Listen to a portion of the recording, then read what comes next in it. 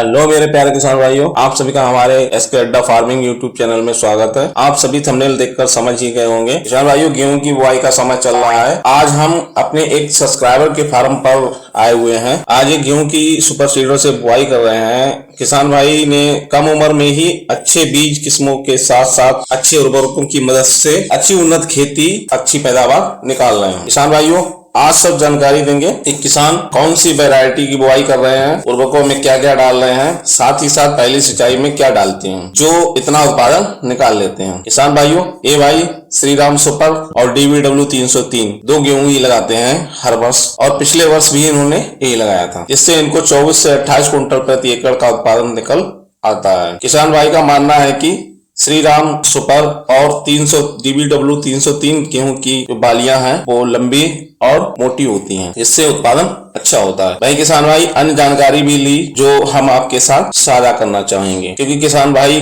के अनुभव और सालों के तजुर्बे से कुछ ना कुछ नई जानकारी मिलेगी। किसान भाइयों, यदि आप सभी इन उर्वरकों को डालते हैं तो पैदावार तूफानी ही होगी। आप बुआई के समय नाइट्रोजन, फास्फोरस, पोटेशियम और सल्फर की बुआई करके खेतों में पोषक तत्वों की पूर्ति कर सकते हैं। किसान भाइयों, अब बात करते हैं उर्वरकों की मात्रा की और कौन कौन से वो उर्वरक हैं जो ये डाल रहे हैं। तो आप इसमें DAP डाल रहे हैं तो 50 kg DAP प्रति एकड़ डाल सकते हैं, जिससे नाइट्रोजन और फास्फोरस होती है। इसमें फास्फोरस पौधों के जड़ों का विकास करती है और पैदावार बढ़ाने में काम करती है। साथ ही साथ आप MOP डाल सकते हैं। MOP को 60% में किसी भी कंपनी की ले सकते हैं। इससे हमारे गेहूं के दाने में विकास होता है अच्छा, और दानों में चमक भी रहती है। DAP के साथ साथ SSP डाल सकते हैं, जिसमें सल्फर 11% और फास्फोरस 16%, कैल्शियम 19% और जिंक और बोरान की मात्रा पाई जाती है। कुछ किसान भाई अब ये बोले कि DAP के साथ में SSP क्यों डालना। किसान भाइयों, DAP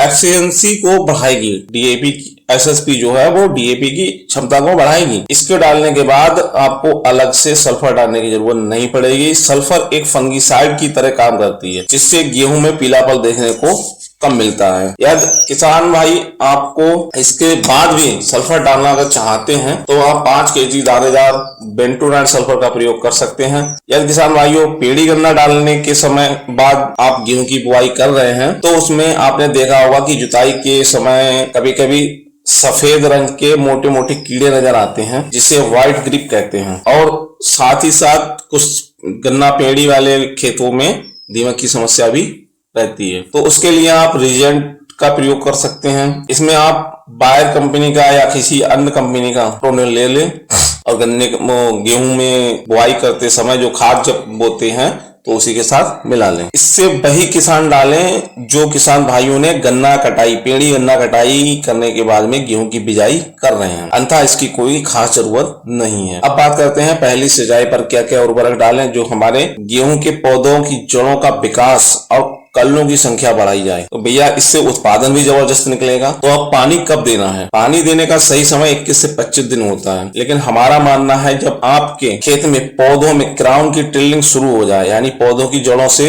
नए जो तने हैं, जो पौधे हैं वो निकलना शुरू हो जाए, तभी उसी समय आप पानी दें। अब उर्वरक में 60 kg प्रति एकड़ यूरिया, 10 kg जिंक 21%, साथ ही साथ आप कार्बनडाजिम बैकोजिब का प्रयोग कर सकते हैं। ज्यादा टिल्लिंग के लिए आप बाद में जब हमारे खेत में नमी की क्षमता कम होने लगती है और पैर सहने की क्षमता हो जाए, जब हम तो 19-19 जो NPK आता है उस NPK की स्प्रे लगवा देनी चाहिए। फिर गेहूं की ग्रोथ और कुल्लों की संख्या बहुत अधिक हो जाएगी, गेहूं का विकास भी अच्छा होगा। किसान भाइयों, अगर आप लोगों को हमारी वीडियो पसंद आई हो तो एक लाइक करें और चैनल को सब्सक्राइब करना बिल्कुल ना भूलें, और हमारी वीडियो को अन्य किसान भाइयों तक शेयर भी कर दें।